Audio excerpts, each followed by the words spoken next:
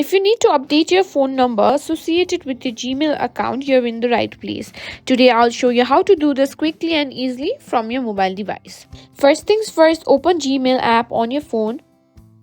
Tap on your profile picture. Now tap on Manage your Google account. This will take you to the Google account settings. Swipe over to the Personal Info tab. Here you'll find your basic details. Under the Contact Info settings, tap on Phone. You may need to enter a password to proceed. Here you can find the pencil icon, tap on it. Here you can tap on Update Number.